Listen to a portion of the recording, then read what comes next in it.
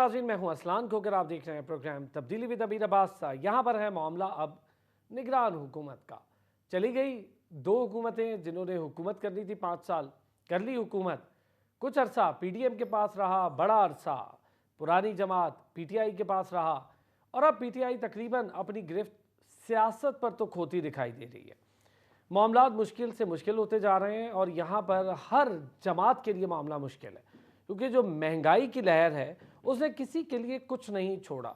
अब इलेक्शन कब होते हैं, कैसे होते हैं, ये मामला अपनी जगह, लेकिन जो निगरान सेटअप, ये 8वीं निगरान हुकूमत है और जिसके निगरान वज़ीर आला अनवारुल हक काकड़ साहब हैं, उनके लिए क्या बड़े बड़े चैलेंजेस हैं, आज इस पर बात करेंगे।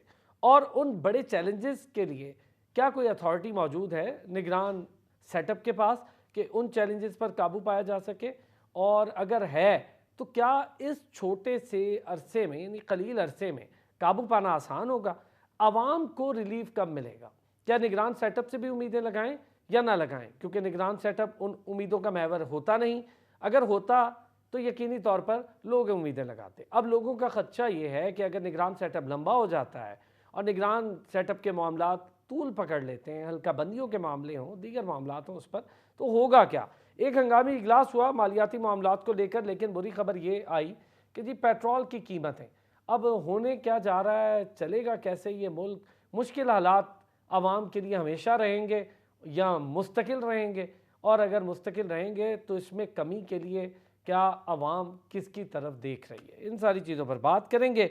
अब्दुल्ला गुल साहब सीनियर तजियाकार हैं और तहरीक जवानाने पाकिस्तान के सरबराह हैं, उन्होंने हमें ज्वाइन किया है। इफ्तिखार शिराजी साहब सीनियर तजियाकार हैं। बहुत शुक्रिया सर दोनों हजरात का। इफ्तिखार साहब, सर हुकूमत चली गई पीडीएम की भी और ज़ाहिर है उससे पहले पीटीआई की भी, और ये जो 5 साल रहे बड़े ही मुश्किल 5 साल थे। कोई खातिर खा फैसले आवाम के हक में नहीं हुए, चाहे साबिका हुकूमत हो पीटीआई की या फिर पीडीएम की हुकूमत हो, दोनों के हवाले से कोई खातिर खा आवाम के हक में कुछ नहीं हुआ। देखिए, मेरा ख्याल हुकूमतों को तो हमेशा यही क्लेम रहा है कि वो इक़्तिदार में आते इसीलिए हैं कि उन्होंने अवाम की फलाह व बहबूद के मुताल्लिक़ फ़ैसले लेने हैं।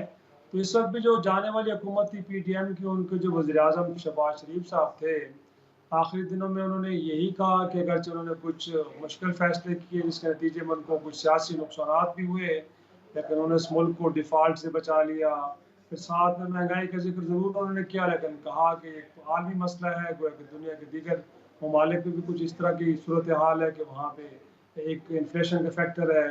लेकिन ये है कि उनका ख्याल ये था कि हम एक ऐसा डायरेक्शन सेट करके जा रहे हैं कि आने वाली हुकूमतें अगर कुछ ठीक डायरेक्शन में चलेंगी तो शायद पाकिस्तान के अवाम के मसाइल हल भी हो सकते हैं। तो मेरा ख्याल में एक मुश्किल सूरत हाल तो थी, इसमें कोई शक नहीं है कि जो तहरीक इंसाफ हुकूमत इससे पहले थी, उसे भी कोविड से लेके दीगर चैलेंजेस दरपेश थे। ज़ाहिर सी बात है, अगरचे उन्होंने अपने आखिरी दिनों में काफ़ी तक चीज़ों को बेहतर कर भी लिया था। और अगर हम कंपैरिजन ड्रॉ करें दो हुकूमतों का, पीटीएम की हुकूमत का और तहरीक इंसाफ की, तो यकीनी तौर पे हमें लगता है कि शायद जो गुजरी हुई हुकूमत थी इससे पहले की, वो कुछ बेहतर हालात छोड़ के गई थी, लेकिन अब तो उससे ज़्यादा अबतर हो गए हैं। गोया कि अगर उनके दौर में डॉलर 170-60 रुपए का था तो आज 300 रुपए का हो चुका है। और उनके दौर में अगर पेट्रोलियम प्रोडक्ट की कीमतें कहीं 150-160 पे थी तो आज उससे कहीं ऊपर चली गई हैं। इसी तरह दीगर जितने भी इंडिकेटर्स थे वो सारे के सारे उससे कहीं ज़्यादा मनफी हो चुके हैं। बल्कि मुल्क के अंदर जो महंगाई इन्फ्लेशन की सतह है उसने पिछले 65 साल के रिकॉर्ड तोड़ दिए हैं। तो हर हवाले से हम कह सकते हैं कि सूरत हाल पहले से ज़्यादा अबतर हुई है। लेकिन कोई भी हुकूमत ऐसी नहीं हमने देखी दुनिया में कि जो इस बात का एतराफ़ करे कि ये सब कुछ उनकी गलत पॉलिसियों की वजह से हुआ है। सारी हुकूमतें यही कहती रहती हैं कि उनकी भरपूर कोशिश थी, उन्होंने अपने तय बड़ी ईमानदारी के साथ, बड़े अपने विज़डम के ज़रिए चीज़ों को हल करने की कोशिश की, लेकिन हालात उनकी फ़ेवर में नहीं थे।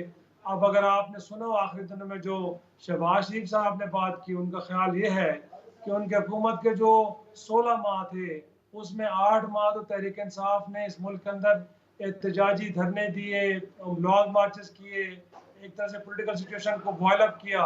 तो उनको उनको लगता है कि शायद वो एक वजह थी कि जिसके नतीजे में जो मईशत थी और ज़्यादा अबतरी का शिकार हुई। तो मेरे ख्याल में हर हुकूमत के पास एक्सक्यूज़ेज़ भी हैं और जो कुछ भी है उसको लेके वो क्लेम भी कर रहे हैं कि शायद आज अगर हालात इससे ज़्यादा ख़राब नहीं है तो ये उनकी अच्छी परफॉर्मेंस की वजह से, अगर वो ऐसा ना करते सही है। तो शायद यानी पिछली पाकिस्तान के अवाम हुकूमत का सबसे वो जो ज़्यादा हम अख्तराम सर पुरानी बात है ना इफ्तिखार साहब के, हर गई हुकूमत यही कहती है कि उससे पिछली वाली जो हुकूमत थी ना उसका बोझ उठाते उठाते हमारा टाइम निकल गया। अब्दुल्ला गुल साहब, जनाब अली। बिस्मिल्लाहिर्रहमानिर्रहीम। देखिए, जहाँ तक ताल्लुक है कि माजी की हुकूमत, मौजूदा हुकूमत, निगरान हुकूमत, ये सारी बातें जो हैं मेरे ख्याल में अब ये इर्रेलेवेंट होती जा रही हैं। उसकी वजह यह है कि लोगों का जमहूरियत पे से एतबार उठ गया है, और किसी जब आप एक निज़ाम के ऊपर से एतबार अच्छा लोगों का उठ अब्दुल्ला साहब, जाए। एक चीज़ सर रेलिवेंट है, चाहे जितना मर्जी बात कर लें, ठीक आपकी बात चलें, आप अपनी बात भी करें, लेकिन एक चीज़ ऐड अप करें। एक चीज़ बिल्कुल रेलिवेंट है, वो है तसलसल और आवाम पर बोझ बढ़ने का तसलसल, वो रेलिवेंट है। जी, जी, बिल्कुल। बिल्कुल असल बात ही यही आ रही है मेरी, कि अगर आप आवाम पे बोझ है तो वो क्या-क्या है? आप एक गरीब आदमी के घर जाके देखें, उसको ये प्रॉब्लम होती है कि बिजली का बिल आना है। बिजली का बिल भी आता है और बिजली आती भी नहीं है। इसी तरीके से गैस का बिल भी आता है और गैस जो है वो नायाब होती है। दवाई के लिए आप चले जाएँ तो पीटीआई की हुकूमत में 550% अद्वियात की कीमत जो है वो बढ़ गई, और फिर जो रही सही कसर थी वो पीडीएम की हुकूमत ने पूरी कर दी। कभी हम इस ट्रैप से निकलते हैं, यानी कि वो कहते हैं ना, डेविल एंड डीप ब्लू सी में हम आगे खड्डा और पीछे खाई है। हम फंसे हुए हैं इस निज़ाम के चक्कर के अंदर। आम आदमी ज़लील और रुस्वा हो गया। बखुदा लोगों को रोटी नहीं मिल रही। पाकिस्तान के अंदर इस टाइम पे गुर्बत जो है वो 50% से भी ज़्यादा जा चुकी है। वो लोग जो बमुश्किल 2 वक़्त की रोटी खा रहे हैं, मैं नहीं कह रहा अय्याशी कर रहे हैं, रोटी खा रहे हैं, और कई ऐसे 33% वो लोग हैं जिनके पास 1 वक़्त की रोटी है। अभी मैं जानता हूँ बहुत सारे लोगों को जिन्होंने मतलब बस ना ही पूछे तो अल्लाह माफ़ी दे कि वो किस कस्मोपुरसी के आलम में है। जिस मुआशरे से मिडल क्लास एलिमिनेट हो जाया करती है, वहाँ बहुत खतरात बढ़ जाते हैं। देखिए ना, जब पीटीआई की हुकूमत के बाद पीडीएम की हुकूमत आई तो इसके लिए इदारों के ऊपर तमाम का तमाम इल्ज़ाम जो था वो उन पे आना शुरू कर दिया। अब तो पीडीएम की भी हुकूमत चली गई।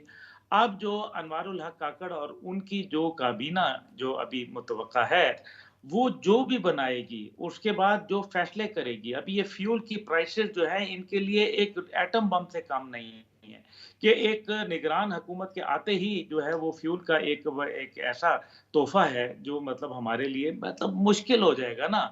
नतीजा ये होगा कि अब तमाम तर जो फोकस है अवामुन्नास का, और फिर ज़ाहिर है इसमें बैरूनी ताकतें भी शामिल हैं, वो तमाम का तमाम फोकस जो है इदारों की तरफ ले जाएँगे।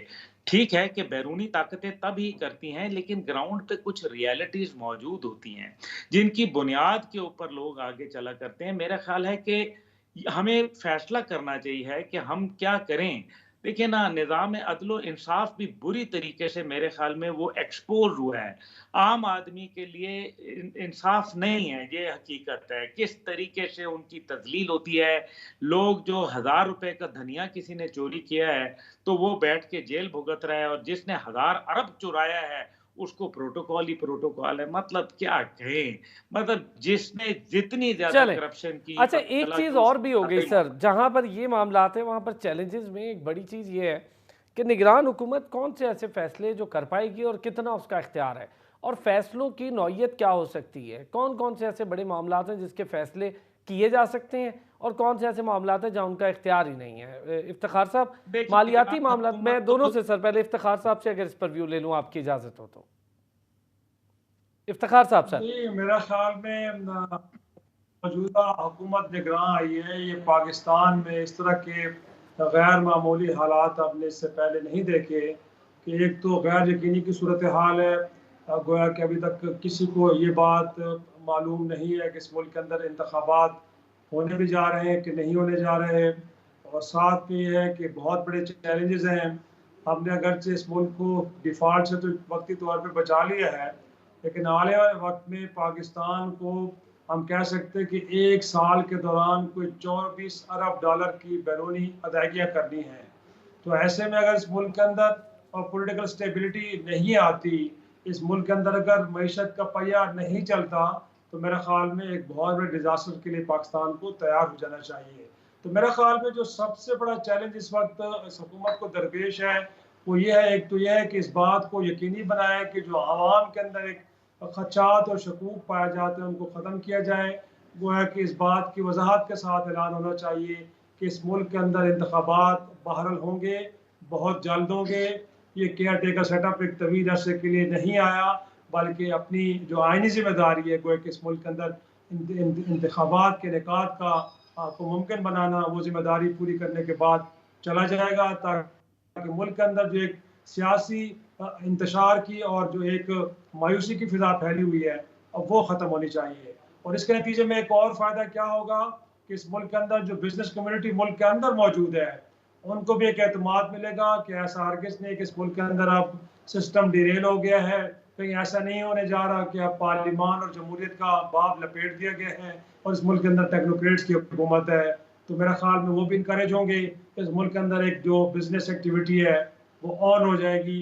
और मोर इम्पॉर्टेंटली जो रिसेंट पास के अंदर 3 किस्म के प्रोग्राम्स दिए गए हैं, वो है कि एग्रीकल्चर को रिवैम्प करना है हमने, उसके साथ हमने IT के सेक्टर को प्रमोट करना है और साथ में जो मिनरल्स की बात की जा रही है। तो मेरे ख्याल में इन अपनी जगह पे मौजूद होना काफी सर अब नहीं CPEC है। पर भी तवज्जो थोड़ी ज़्यादा ही देना पड़ जाएगी, क्योंकि CPEC ही वो गेम चेंजर है जिसकी वजह से मेरा ख्याल है पाकिस्तान की मईशत को जो मुश्किल मामला हैं उससे निकलने में आसानी होगी। एक छोटा सा ब्रेक लेता हूँ, ब्रेक से वापस आता हूँ तो अब्दुल्ला गुल साहब से भी इस पर बात करता हूँ, क्या फ़ैसले और क्या फ़ैसलों का इख्तियार होगा निगरान हुकूमत के पास। और ज़ाहिर है सेटअप कहा यही जा रहा है कि छोटा होगा, कितना छोटा होगा और छोटे होने का क्या फ़र्क पड़ जाएगा। वापस आते हैं ब्रेक से, इस पर बात करते हैं। वेलकम बैक जी। और ब्रेक पर जाने से पहले सवालात मैंने छोड़ दिए थे, कहा था अब्दुल्ला गुल साहब से भी इस पर बात कर लूँगा। जी अब्दुल्ला गुल साहब।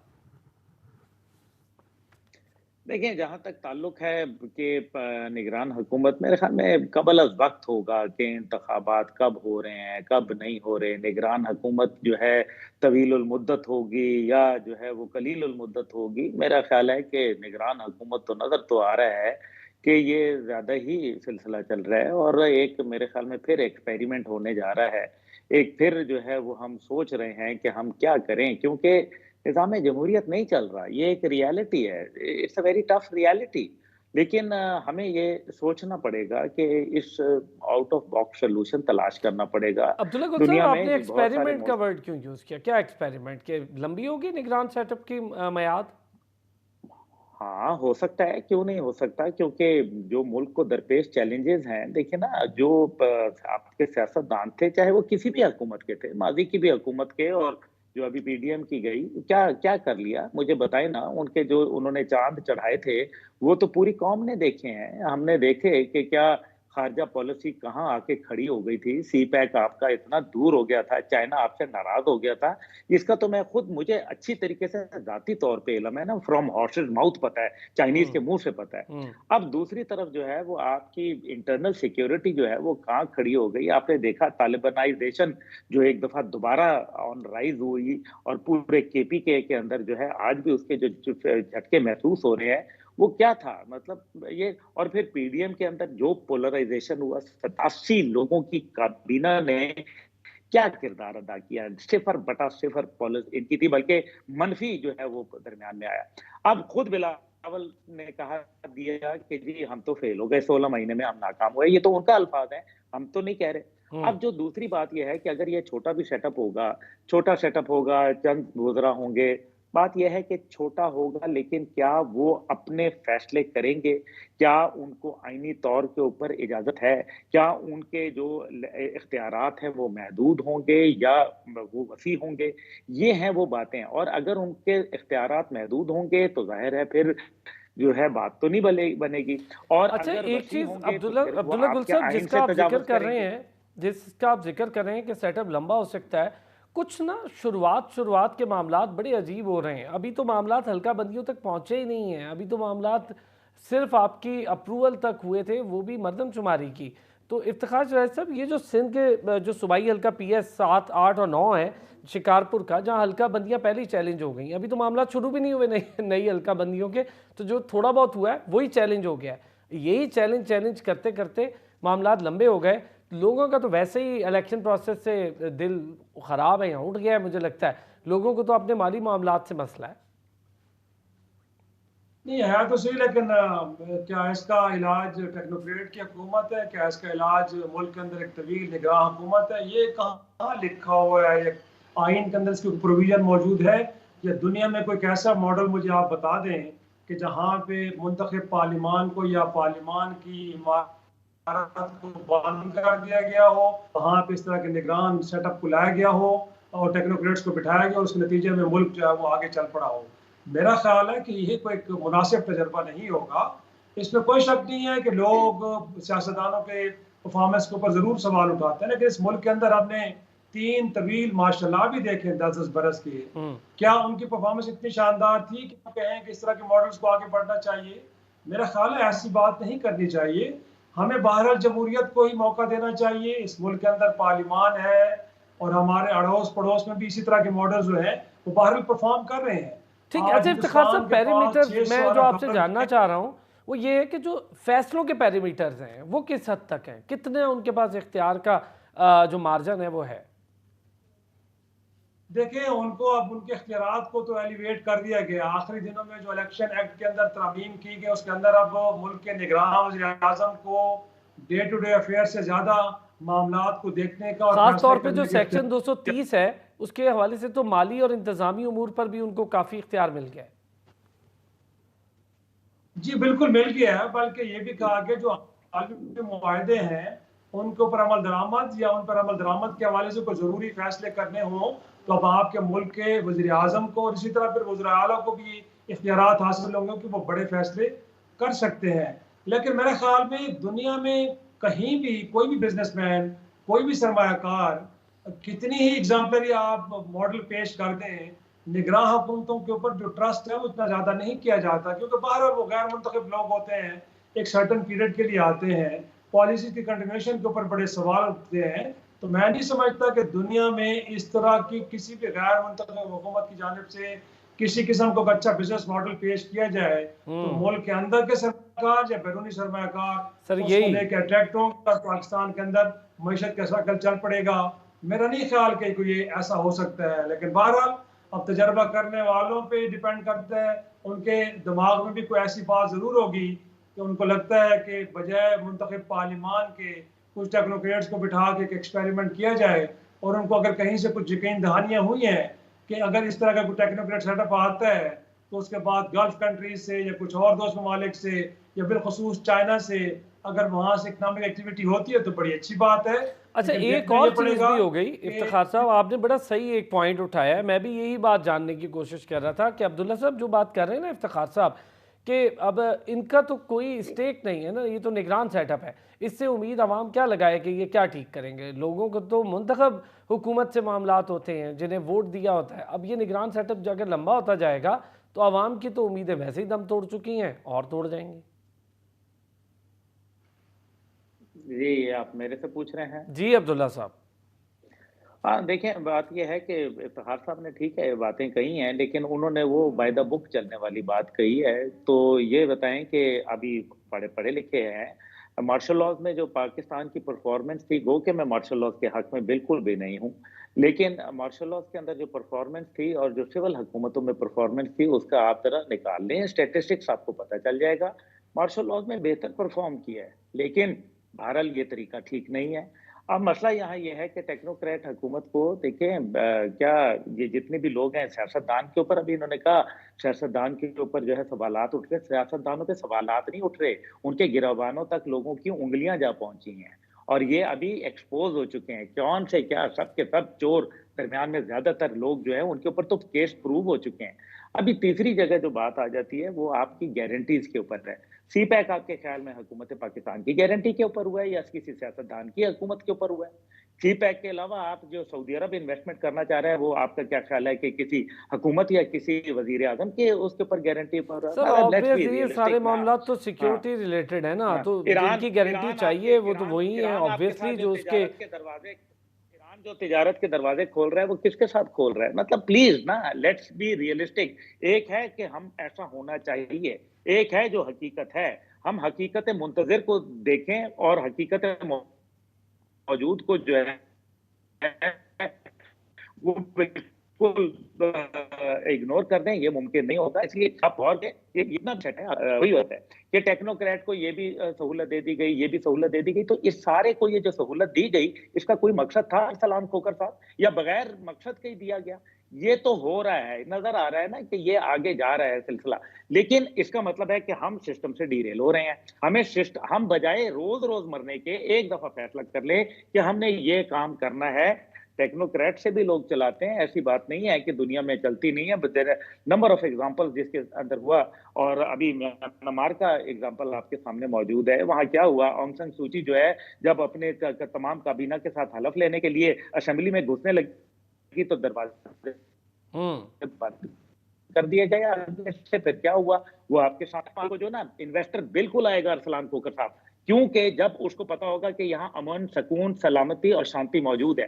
अगर पता चलेगा कि अच्छा, यहाँ अमन और सुकून नहीं है, इंसाफ नहीं है, कानून नहीं है, तो मुल्क में जो है नुक्से अमन आमा है, कोई इन्वेस्टर चाहे सियासी हुकूमत बिल्कुल ठीक है, बिल्कुल सही बात है कि सारी करेगा। चीजें अमन अमान से जुड़ी। अग्री, बिल्कुल अग्री। और जाहिर है जिन ममालिक में अमन अमान की सूरत हाल बेहतर है, इन्वेस्टमेंट भी वही है।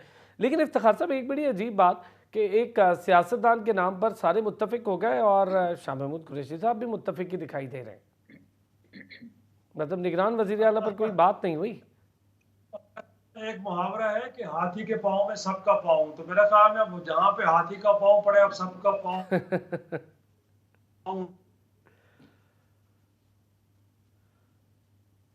वहीं पे पड़ा, सिवाय इस नाम को तस्लीम करने के और इस पर इत्तफाक करने के उनके पास कोई ऑप्शन नहीं थी। लेकिन अच्छी बात है जहाँ से भी इत्तफाक की राय पैदा किया गया है। हम तो समझते हैं कि इस मुल्क के लिए जो कुछ भी है वो अच्छा होना चाहिए, और जो भी एक निगरान वज़ीर आज़म आ गया है, अब उनसे भी उम्मीद करते हैं, उस मुल्क के शहरी हैं, एक छोटे सूबे से हैं जहाँ पे बहुत ज़्यादा महरूमी उन्होंने खुद देखी है, तो उनको बड़ी अच्छी तरह इस बात का इदराक है कि इस मुल्क के वसाइल का रुख किस तरफ होना चाहिए, उनको इस्तेमाल कैसे करना चाहिए। और कहा यह भी जा रहा है कि उनका ख्याल है कि मुख्तसर तरीन काबीना रखें, ज्यादा अखराजात ना हो, बल्कि इस मुल्क के वसाइल का बड़ा प्रोडक्टिव यूज होना चाहिए। चले, एक चीज तो अच्छी हुई इफ्तिखार साहब, ये आपने एग्जांपल एक सेट।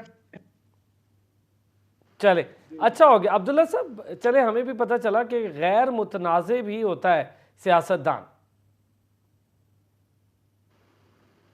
जी जी जी जी बिल्कुल होता है, गैर मुतनाज़ सियासतदान होता है। और अब देखा भी कि वो वजीर आजम भी बन गए। हाँ, ये सारी चीजें अपनी जगह हैं, लेकिन मैं समझता हूँ कि उनके लिए ये देखना बड़ा जरूरी है कि आम आदमी कैसे रह रहा है, because he belongs to middle class, और वो एक मतवसत घराने से ताल्लुक रखते हैं। उनको ये अंदाजा होना चाहिए चीजों का। लेकिन साथ ही मुख्तसर काबीना, तो बड़े बड़े दावे हमने माजी में भी सुने कि मुख्तसर काबीना होगी, पीटीआई हुकूमत ने भी कहा कि मुख्तसर काबीना होगी, प्रोटोकॉल नहीं लूंगा। फिर जब अल्लाह ताला आहिस्ता आहिस्ता हुस्न देता है, फिर नज़ाकत भी आना शुरू हो जाती है। लेकिन बहरहाल हमें मेहनत करनी है किसी भी ऐसे मकसद के लिए जो पाकिस्तान के लिए बेहतरी का जो है सबब बने, चले जिससे सर, पाकिस्तान का दुनिया के ये अंदर जो ये नाम तो है बड़े वो मुश्किल बेहतर हो, सवालात है ना जिसके सर, अंदर ये बड़े लोगों का मुश्किल सवालात मुकाम है। ये तो बेहतर हो। मुंतखब हुकूमत इसके जवाबात में नाकाम रही है। इसमें तो 0/0 रह गए कि जो मामलात हैं, जो पाकिस्तान की बेहतरी के मामलात हैं, उसके फैसले पाकिस्तान की बेहतरी के लिए असरअंदाज हों। ये तो बड़े मुश्किल सवालात हैं। बहुत शुक्रिया अब्दुल्ला गुल साहब और इफ्तिखार सिराज साहब हमारे साथ मौजूद थे। एक ब्रेक लेंगे, ब्रेक से वापस आएंगे तो कुछ बड़े अहम सियासी मामलात हैं उस पर भी नज़र डालेंगे। वेलकम बैक जी। आपसे कहा था कि ज़रा बात करेंगे अहम सियासी मामलात पर। साबिक हुक्मरान जमात तहरीक इंसाफ का सूरज डूब रहा है, जबकि मंजरनामे पर एक नई जमात इस्तेहकाम पाकिस्तान पार्टी का सूरज चमक रहा है। 9 मई के बाद से तहरीक इंसाफ के सितारे मुसलसल गर्दिश में हैं। अपने ही लीडर की जिद, अना और हठधर्मी की वजह से ये जमात टूट फूट और बहरान का शिकार है। पीटीआई ताकत कहलाने वाले मुतादिद रहनुमा जौक दर जौक जहांगीर तरीन की ज़ेर क़यादत इस्तेहकाम पाकिस्तान पार्टी के झंडे तले जमा हो रहे हैं।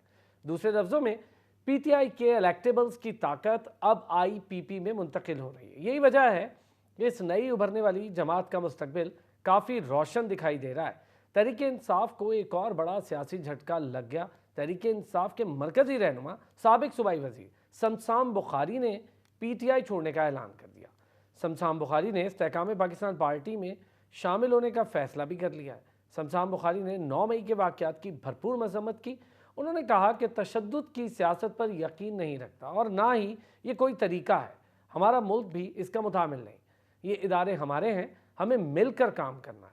तहरीक इंसाफ से लाताल्लुकी और उसे छोड़ने का ऐलान करता हूँ। इसी तरह पाकिस्तान तहरीक इंसाफ के साबिक रहनुमा हाशिम डोगर ने भी इस्तेहकाम पाकिस्तान पार्टी की तरफ रुख कर लिया और शमूलियत का फैसला कर लिया। दूसरी तरफ इस्तेहकाम पाकिस्तान पार्टी ने इंतखाबी मुहिम की तैयारियां शुरू कर दी हैं।